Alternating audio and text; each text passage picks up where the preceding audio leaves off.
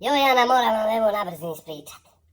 Jana, majko, došla mi sinoć ona Džemila s onim svojim gursuzom na sjelo. I ulazi ona u kuću i vidim ja povela ona one svoje šeitane. Ja sama u se mislim, hej majko moja, evo neće večeras dobrana izaći. Ne valja ovo ništa. I hajduš su oni iznijela ja kahvu nam i linđe malo uz kahvu normalno. Malo ljudima, malo nasikla one suđuke kupla juče na pijaci. 2 marke 3 kile. Malo reko uz meze.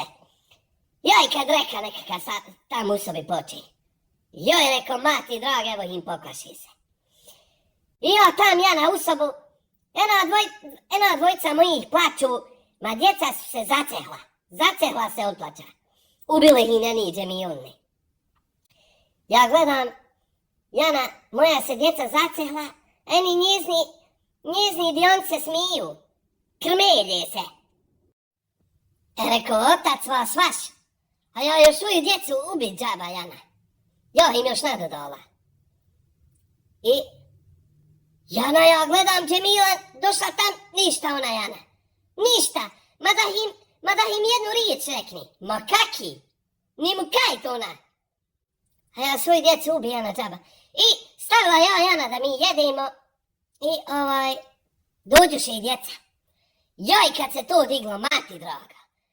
Joj, mati draga, vam kostiju na tepiju od batkova.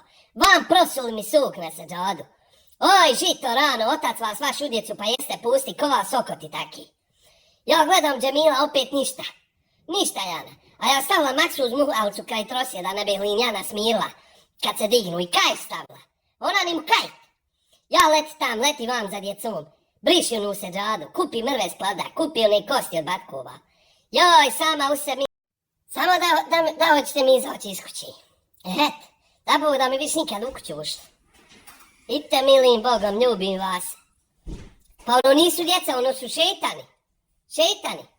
Ono ko da je na mrve stalo čim je iz matere izašlo. Joj, puh!